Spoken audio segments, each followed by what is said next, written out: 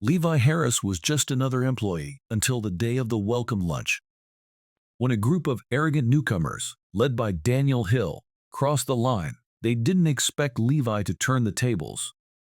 In just one bold move, Levi leaves everyone stunned. What happens when pride meets its downfall? Find out how one man's stand turned an ordinary day into an unforgettable lesson.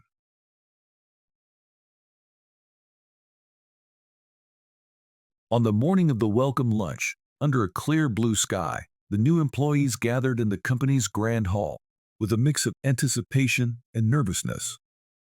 A sumptuous lunch for 70 people was laid out, naturally making my heart race. However, once the event started, the situation changed drastically. Before I knew it, I was the only one left in the room. Resigned, I decided to start eating lunch alone, opening the container and picking up my fork. At that moment, I heard laughter coming from the hallway. One elite newcomer muttered something terrible. Eating with a high school dropout is so embarrassing.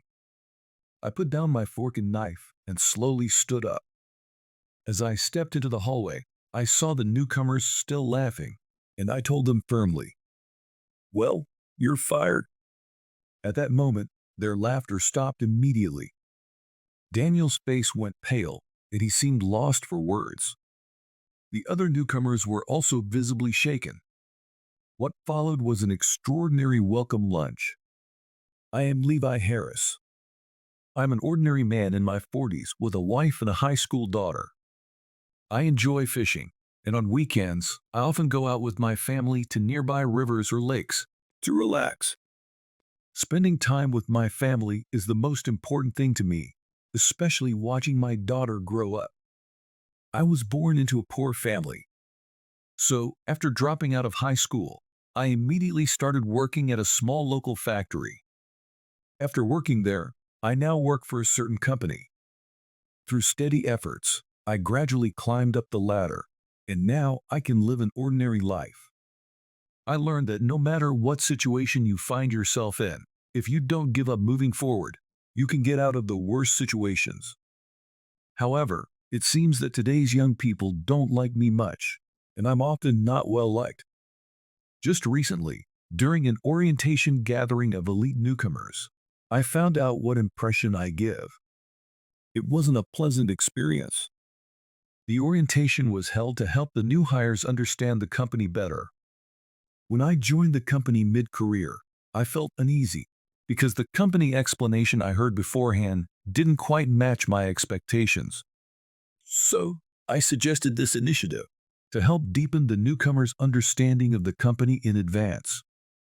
When hiring new employees, sufficient consideration is necessary. In this day and age, without the strength of young people, a company will decline. Having worked hard since I was young, I strongly wanted to support them. However, this year's newcomers were beyond my expectations.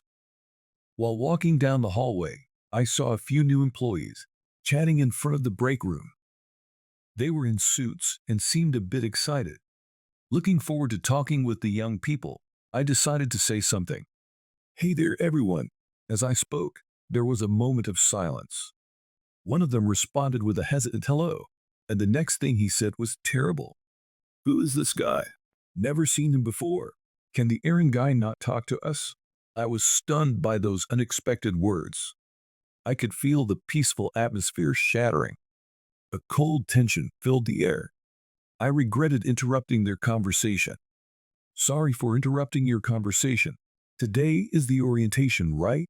If you have any trouble, don't hesitate to ask." The other newcomers stared at me and exchanged glances. Apologizing for stopping their conversation, I started to enter the break room. I could hear parts of their conversation behind me, especially the harsh words from the one who spoke rudely earlier. His name was Daniel Hill. "Weird old guy. I don't want to deal with someone like him. Isn't he one of those guys sidelined in the company? He doesn't have any dignity or power. He's done for as a man." At that moment, my chest ached intensely, but I tried not to mind it. Having experienced many things since dropping out of high school, this kind of situation wasn't uncommon for me. When I first started working, I often faced baseless slander. As I made coffee in the break room, I tried to reassure myself. They still had a lot to learn in the long road ahead. I shouldn't let it bother me. Then the orientation began. As a senior who had been with the company longer than them, I started talking about the company's history and its successes and failures.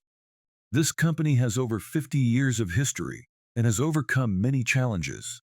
What I want you to know today are examples of our past projects and what your future tasks will involve. When I talked about the successful projects we've had, it was well received by the younger crowd. I included the explanation that being part of a major project can be motivating. The projects were tough, but we succeeded by working together as a team. This success allowed us to connect with major companies, and we have grown to where we are today. Some of the newcomers listened with great interest, but Daniel was different. He sat back with his arms crossed, occasionally fiddling with his phone. Ignoring his attitude, I continued. We have had many failures, but the lessons learned from them support us today. As I said that, Daniel yawned loudly and then said something unbelievable. Thank you for the boring talk, but honestly, this is outdated. I could have done it more efficiently. If we stick to old ideas, the company has no future. He said so with a cold smile. I was stunned by his words. I couldn't believe a student could be so overconfident in his abilities. I was cocky in middle school too, but when given a job, I made sure not to be disrespectful. Perhaps that's why, in contrast, Daniel's behavior seemed arrogant to me. I calmly responded to his words. Your opinion might have some merit. However, I think it's wrong to deny the fact that this succeeded. The people who worked on this project are your seniors. Thanks to them, the company is still thriving, and it's a company you wanted to join. I didn't completely dismiss Daniel's opinion that there could have been other ways, but I wanted him to understand that past lessons cannot be ignored. However, it didn't resonate with Daniel. Typical stubborn sidelined employee, huh? That's why you're tasked with giving this orientation. If you were capable, you wouldn't be here. Can I leave now? We can handle our jobs without such sessions. Daniel and his group made a snide remark and started to leave. Their behavior lacked the dignity of elites and seemed like nothing more than unmotivated individuals to me. It made me sad to think this was the mindset of today's youth. I created this space hoping they would improve, but it seemed like an unnecessary and bothersome effort to them. Back then, people didn't really get me, so I started to think maybe the youth today don't need to be understood either. After that, I returned to the break room alone and made coffee while pondering. Would elite newcomers like Daniel be a plus for the company, or a minus? With these unresolved thoughts, I faced the next day's welcome lunch. That day, the worst event awaited. Being in charge of the ceremony preparations, I was busy from early morning with setting up the venue, checking the schedule, and verifying the list of newcomers. Levi, is this arrangement of the lunch portions okay? One of the employees asked a question. I paused for a moment, surveying the sight of 70 sumptuous meals, neatly arranged, and replied with a smile. Yes, this is perfect. I hope everyone enjoys it. These lunches were prepared to celebrate the start of a new chapter. They were specially arranged for the newcomers who were full of anticipation. I was looking forward to seeing everyone enjoying their meal. While doing a final check of the venue, I occasionally glanced at the clock to check the time. On the morning of the welcome lunch, under a clear blue sky, the new employees gathered in the company's grand hall with a mix of anticipation and nervousness. A sumptuous lunch for 70 people was laid out, naturally making my heart race. However, once the event started, the situation changed drastically. Before I knew it, I was the only one left in the room. Resigned, I decided to start eating lunch alone, opening the container and picking up my fork. At that moment, I heard laughter coming from the hallway. One elite newcomer muttered something terrible. Eating with a high school dropout is so embarrassing. I put down my fork and knife and slowly stood up. As I stepped into the hallway, I saw the newcomers still laughing And I told them firmly, "Well, you're fired." At that moment, their laughter stopped immediately. Daniel's face went pale, and he seemed lost for words. The other newcomers were also visibly shaken. What followed was an extraordinary welcome lunch.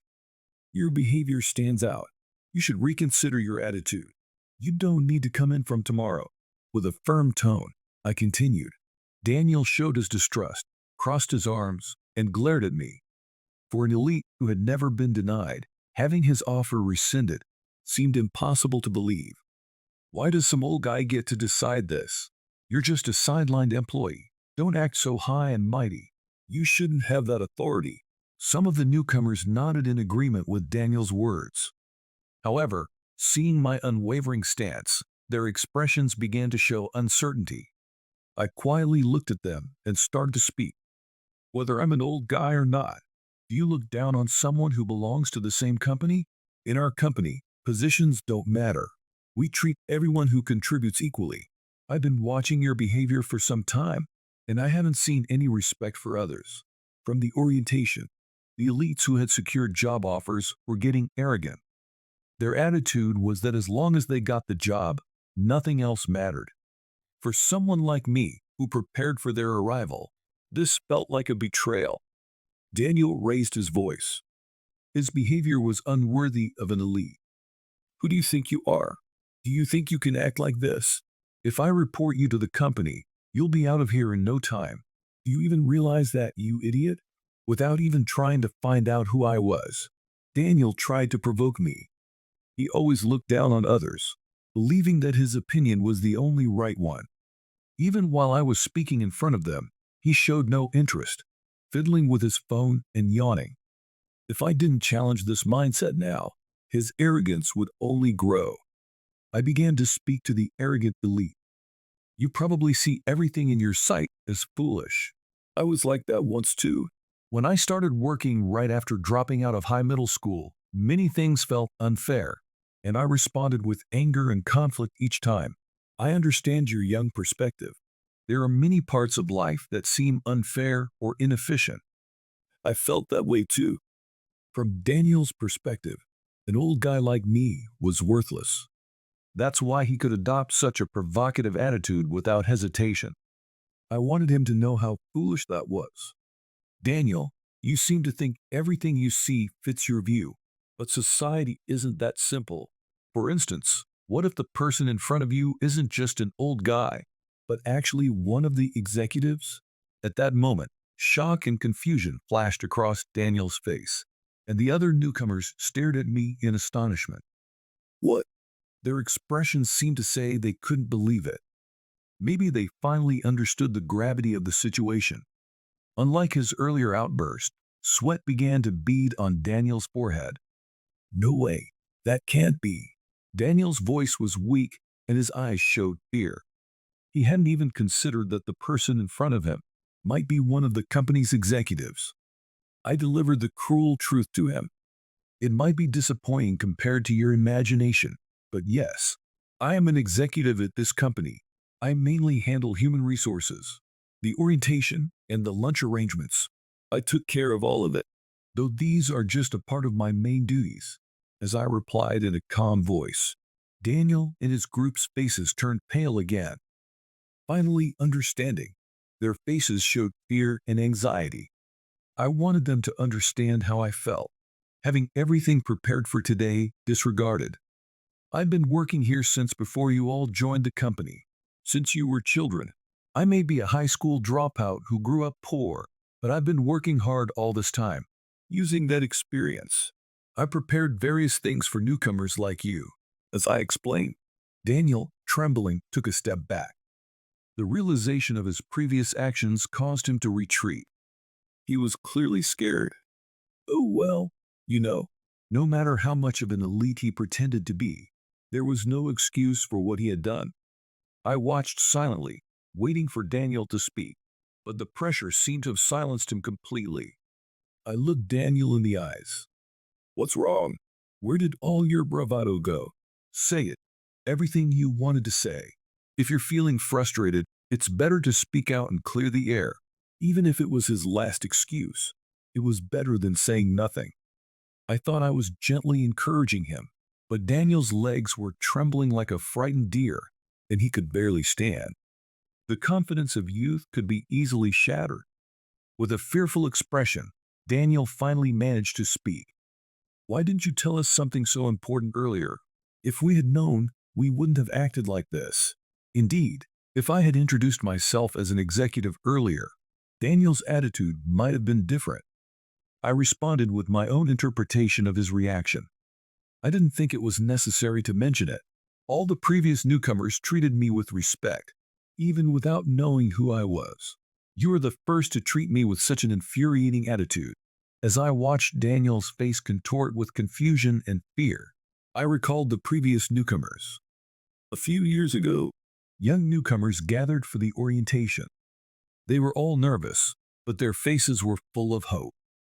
When I spoke to them, they all showed respect and greeted me politely. One young man was particularly memorable.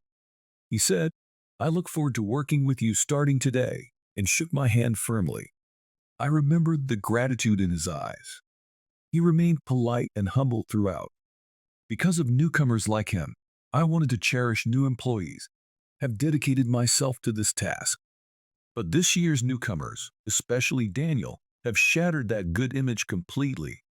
The expectations I had built up for new employees have been damaged. Daniel, your actions have hurt the future newcomers and the achievements of your predecessors.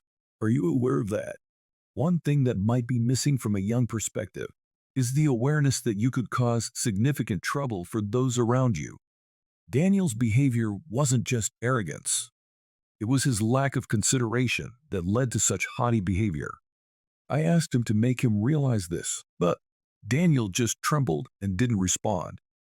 I sighed deeply and after a brief pause, continued, "I'm disappointed in you all. Today's event is canceled. Wait at home, we will contact you later." The moment those words fell, the atmosphere in the room turned icy. The newcomers, including Daniel, looked at me with a mix of shock and anxiety. Unable to remain calm, Daniel's fear and panic crossed within him, causing him to instinctively cling to me and desperately plead. "Wait, please. I promise it won't happen again."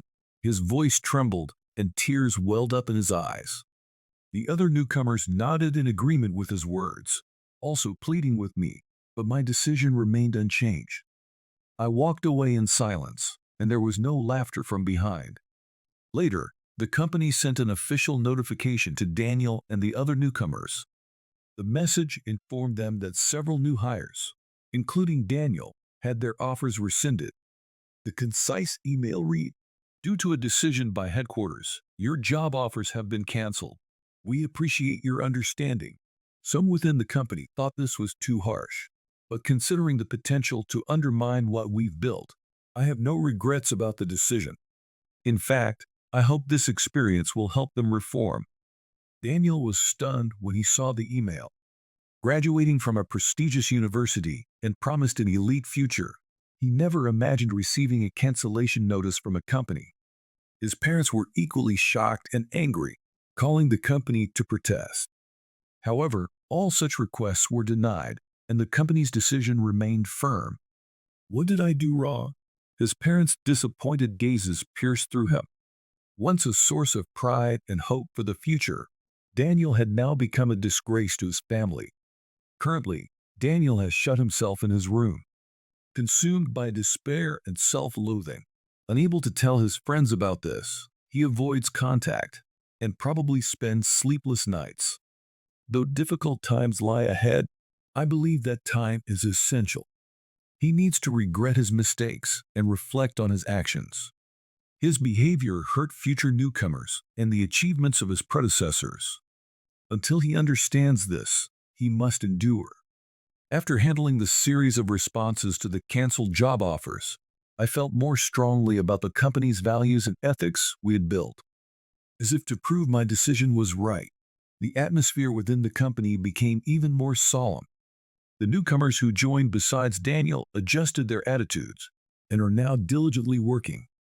My decision was not criticized by the board, and I continued my duties without issue. I felt grateful I had been worried that perhaps my actions were somewhat selfish. Despite the strict measures, if the outcome is positive, I'm willing to endure any criticism. Since then, I've been filled with happiness. I travel with my family on weekends, sharing laughter and enjoying peaceful times. I'm pleased with the fulfilling days both at work and at home. Though my wife once worried, now she is relieved as our daily life is stable.